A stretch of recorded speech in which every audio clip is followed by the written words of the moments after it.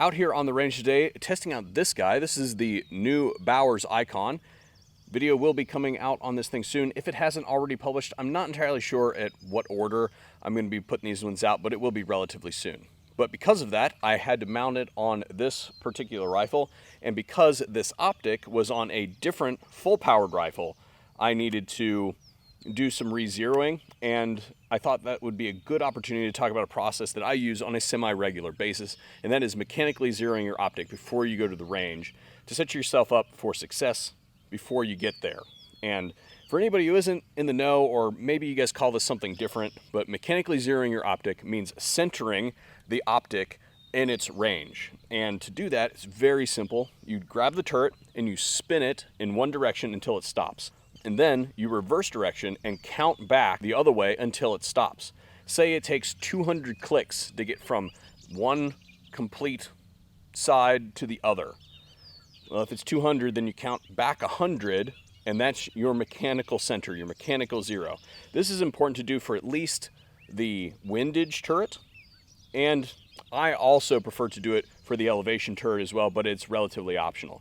Now, what this does for you and why this is important is that when you align the reticle on the target, it aligns the mounting surface, in this case it's a 1913 Picatinny rail, with the target as well. Now, where that rail is pointed in relative retrospect to your barrel, that depends on the build of the rifle, but what that does for you is it gives you a relatively good idea that that round is going to at least go pretty close to the point of aim.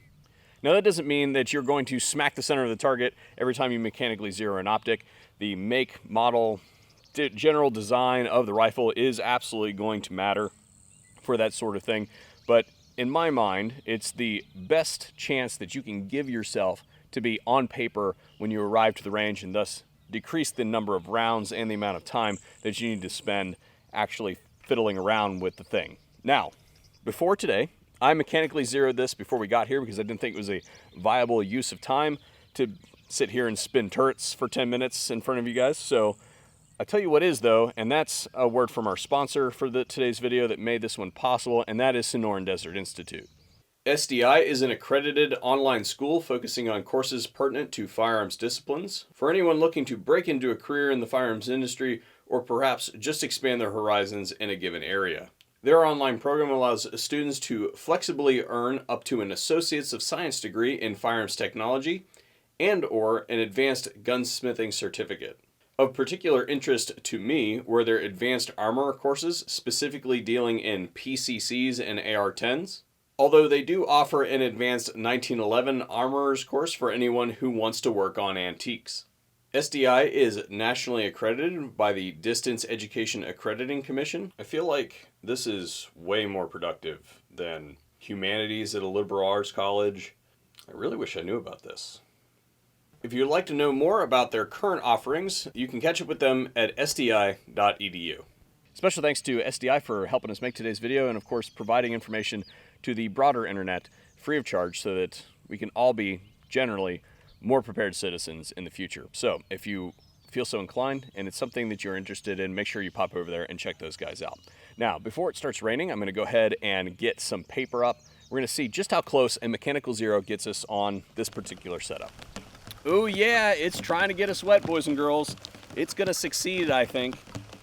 It was supposed to be 20% rain, but I'm telling you, it's looking about 100% right now. So we are loaded, but real quick, I want to remark that this can work for all types of rifles, all types of optics. It doesn't have to be a bolt action precision rifle. It doesn't have to be a 22. It can be something obscure as, say, this 5.7 here. It can work for red dots. It can work for things like this AR, and it's generally just a good idea.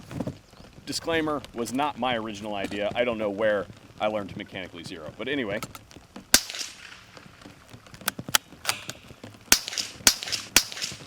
Yep, trying to get us wet. Let's take a run down range and see what it is that we've got. So there's two different groups here, which is probably because I couldn't really see what was going on during that real quick burst of rain. But we can see that it is consistently hitting high and a little bit right. And The value of that is I have no idea where this gun was relative to that rifle, because this was on a 308 before we came here. So this could be hitting all over the world. Same thing at new manufacturer. You have no idea where that thing was. Did somebody just assemble it, or is it actually zeroed, mechanically zeroed from the factory? You have no idea. So I suggest that you do this when you get a new optic. Now what we're gonna do is we're gonna move this a little bit, get it zeroed, and then we can continue with our testing. Never has there been a profession where more people stake their day-to-day activities on and can be completely wrong with no repercussions than the meteorologist. I tell you what, it was supposed to be bright and sunny all afternoon. We can see how that's going, can't we? Now this is point of aim, this is point of impact, but I want to also point out that you should never, ever assume that somebody is competent just because you see them on the internet, because they totally spun the dial the wrong direction. Context clues, this says up on it. A little bit too far on the overshoot, and I obviously still can't see the target very well. That much. We're also going to lose our rest. This is killing me, Smalls.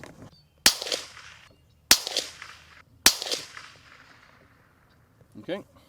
Now I can see it from here now that the rain has stopped. I'll get a shot at both of them when we go back down there. Out of ammunition. You know, this video is supposed to be nice and short, easy. At least I don't have to take a shower. Probably still have to take a shower. Alive again. If you don't get that reference, you're wrong. Last group that we reported on was this one, so then I moved it a little bit, got this one, and that's the one that I spotted through the scope because I could actually see again. And then this one, we're going to take the average as the center of the B, so I think we're done here. Well, there you have it. That is mechanically zeroing your optic in preparation for going to the range. Again, minimizing the amount of ammunition and time that you have to spend getting on paper so that you can be more effective with the rounds that you have, especially with ammo prices on the rise. Always a good idea to try to be as efficient as possible. Now, somebody may say, well, Kurt, what about a laser bore sighter? I am super anti laser bore sighter or anything that goes into your rifle that projects itself onto the target, because that is not a realistic representation. Remember, guys and gals, that the barrel and the Picatinny rail or whatever mounting surface or whatever optic, the line of sight of the optic and the line of flight of the bullet are never the same. It's physically impossible for the bullet to be fired in a straight line and then rise to the level of the sights, because the sights are above the barrel. The barrel has to be angled ever so slightly to be able to meet that, and that is one of the things that you do when you play with how the optic is pointed in three-dimensional space. That's what the turrets are for. That's how we create that. So mechanically zeroing it means that the optic is looking straight ahead, not necessarily the barrel is aligned in three-dimensional space, and that's what you do when you fine zero the rifle.